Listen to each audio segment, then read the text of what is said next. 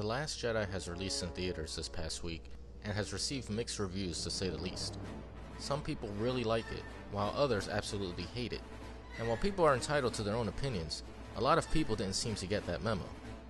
The Last Jedi has to be one of the most polarizing films in recent history, and I feel with good reason.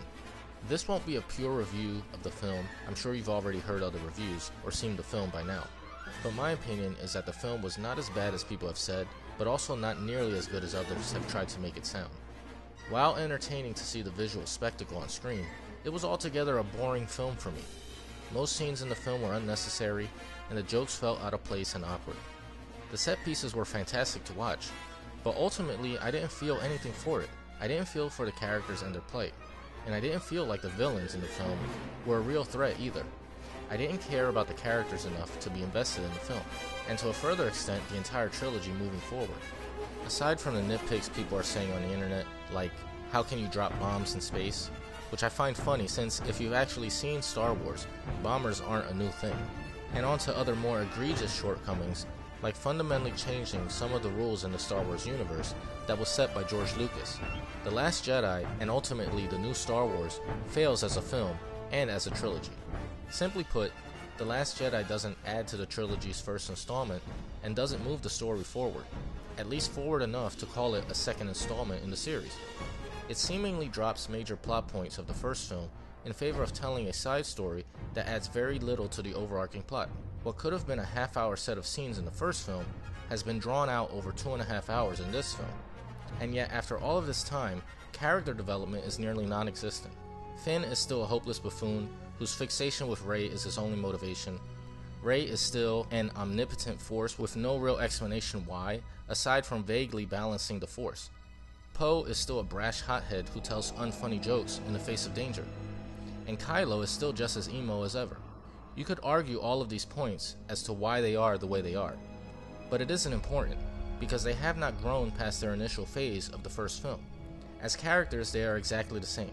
No one has learned a new dimension about themselves that could push the story forward.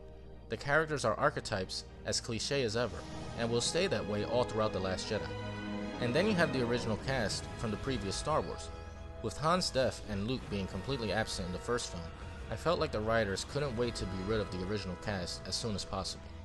And this is much more evident in The Last Jedi. Aside from the characters having to be there for the sake of continuity, we have Chewbacca as little more than Rey's pet, whose screen presence is there to inform Luke of Han's death with a growl. And as a joke that I'm sure people will find amusing if you like those little penguin creatures, he really isn't there to do anything. Leia is there as well, but as soon as they can, they blow her up into space only to have her survive, but still left out of most of the film, leaving Pink Hair Lady to fill her place. Why? Why bother keeping Leia alive if she's hardly going to be in the film? And I feel it's because she has to have a connection with Luke. And here is where most people have problems with the film. Luke's characterization is completely different from what we've come to expect after seeing the previous films. Gone is the optimism against the face of evil. Gone is the dignity of a great Jedi Master. Obi-Wan, this new Luke, is not. And where it can be argued that the characters can change over time, we as an audience need to see this happen. We need to see the character grow and develop over time. To really believe what we are seeing, we need to understand their motivations as a character in order to connect with the film. Otherwise, it becomes extremely jarring and polarizing, as we can see from the fans' mixed reactions. And I understand that they tried to reveal why he had a change of heart about the Jedi in the film, but how Luke got there was in conflict with his character that was already established in The Return of the Jedi. So the reasoning of wanting the Jedi to die isn't holding water for many. And then he dies. Some would say as a hero saving his friends, but others as a mischaracterization, making Luke a coward and a failure. And as a film, The Last Jedi's theme seemed to be that of failure. Failure of Luke to be a great Jedi Master and a teacher, failure of the rebellion to save its people, and failure of the villains to be a real threat to the galaxy. And while the theme may be failure, I would more accurately call it incompetence. Incompetence of the characters, and to the writer of the film to understand the universe he's being entrusted with. The bad guys are cartoonish buffoons, and the good guys are dim-witted tacticians. Everyone in the film is so stupid suddenly, just because they need to be in order for the plot to have purpose. I can almost see the writers hammering out ideas on how to lengthen this basic idea he has about the plot. And I loosely say the word plot, because there isn't any. There's a goal that he reaches at the end of the film, but it's filled with so much filler that it barely qualifies as one. The entire standoff with the Rebels and the First Order is so silly that it would be better fit in Spaceballs than Star Wars. It's like watching two turtles race, and the Rebels are winning. But don't worry, they'll have to run out of gas eventually, then we'll have them. This is Conflict A. Conflict B is with Rey and Luke. Rey tries to convince Luke to help her out, but he declines, and it's not for a far-fetched reason either. He's only one Jedi. He can't beat the entire First Order by himself. And that's fine and good. So why did he send out a map with R2 in order for Leia and the Rebels to find him if they need him? This negates what was set up in The Force Awakens. And here we have another point of incompetence. The writer drops the ball on every subplot and arcing story that was set up in the first film. Luke says he'll help, but here he doesn't. Snoke is a mysterious villain with a plan, but is killed. Rey seems to be a chosen one, but is just an ordinary person. There was this sense that things were happening and that there was more to everyone than meets the eye. This led to speculation about what we could expect from The Last Jedi, and when these expectations were found out to be wildly more imaginative than what was shown, it's not difficult to understand why more than a few fans were upset.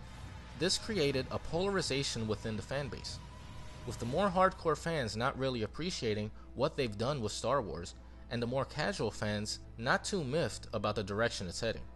Personally, I don't care either way. Star Wars for me ended with Return of the Jedi and George Lucas. Everything after Jedi is fan fiction to me. But that doesn't mean I don't like Star Wars anymore. I love it, but it's just not the same as it was. And that's fine. This may be just what newcomers want. But I see that newcomers and casual fans are harshly dismissive of any genuine criticism of The Last Jedi. It's either black and white. You either hate it or you love it. And with Disney's empiric hold on the industry, you won't see any professional critics say a negative thing about The Last Jedi, leaving any genuine criticism by non-professionals to be labeled as haters. Even the criticism of the lack of basic story structure that The Last Jedi seems to have is outrightly dismissed. In a basic 3-act play, you have the rise and fall. In Act 1, your characters are introduced, and the conflict revealed. Then you have the midpoint in Act 2, where your characters are at their lowest point, and all seems lost. But then they grow as a character and discover new things about themselves or the world. Then you have the resolve in Act 3, where the previous change and growth in the character gives a new hope and a motivation that brings them to the solution to the conflict that was introduced in Act 1. In the form of a trilogy, this is expanded upon over the course of 3 films, where the second film is the lowest point. Although in each film there should be its own 3-act structure. Without this, the film will never feel complete and will hurt a trilogy's progression. Now, The Last Jedi adheres to this structure as well, but very loosely, as in that it really doesn't, but it still has the heroes at their lowest point by the end of the film. No one finds out anything about themselves that changes them as a character, which should be their motivation for the next film. The villains aren't any further in their goals by the end of the film as well, so we have a low point in the series in which no one earns it for the audience. So we don't end up feeling much for the hero's journey, and neither do we feel like the villains are a real threat. The bad guys didn't score a huge victory over the good guys, and the good guys didn't lose because of the actions of the villains. The rebels lost because of the poor leadership of the generals, which was probably the point, but why should an audience root for the underdog when the underdog is a moron? And why should we feel threatened by the First Order when all you need to do is throw a few ships at them at light speed? This makes a film where no one really cares about anything and demotivates the audience who is looking for more to the story than flashing lights. And it also creates fan theories to cover up bad writing. The only reason fan theories about Snoke and Rey and Luke came about was because of how shadowy and vague The Force Awakens was. What the audience rightly suspected was foreshadowing was dropped in The Last Jedi, destroying any tension the audience may have had. Take a look at how Hitchcock set up characters and situations, and how he created tension and suspense. He would set up things early on, foreshadowing things that may or may not be used later. He manipulated the audience by what was seen and heard. Everything made you question these characters and what their motivations were. Everything would be set up for a payoff in the end. Nothing was left to chance. But in The Last Jedi, there seems to be this huge expanse of time that the audience is never shown. Sure, there were flashbacks here and there, but it uses them as a crutch to fill in plot holes. What was set up in The Force Awakens isn't important in The Last Jedi, so the story has let the wind out of its sails. The audience can't trust anything the film says anymore, so your sense of tension is lost. is a big reason why you hear some critics say they aren't really interested in the next film, and why they feel like it was the third film in the trilogy. It's because all of the basic story structure was thrown out of the window, and what foreshadowing there could have been in The Force Awakens was dropped. And so you have more theories from fans trying to fill in the holes created by the writers. Is Snoke really dead? Maybe he wanted to be killed, like the Emperor had asked Luke to do in Return of the Jedi. Or maybe how Obi-Wan had said he will become more powerful when he's struck down. But fans also said that Rey was part of the Skywalker lineage. Or was that the Palpatine lineage? They also said she wasn't a Mary Sue. But I'll leave that discussion for another video. You see how silly it is? When you have fans trying to fix your story, you have written a bad film. We'll have to see how The Last Jedi's backlash will affect the sales of future Star Wars films. Or will it cause Disney to change its direction for the franchise going forward? And also, will the mixed reviews cause Disney to change its mind about rehiring the director of The Last Jedi, who is slated to write and direct the next Star Wars trilogy? I think all of this will be answered when Episode 9 releases. The next film will have to explain everything and give us a sense of purpose to the entire trilogy. Like, why did any of this take place?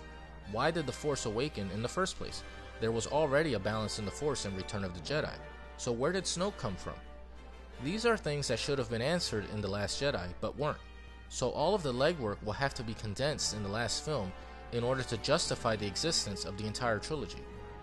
My bet is that it won't, and that Snoke was a MacGuffin meant to give a half-assed excuse to create a new trilogy without George Lucas's guidance.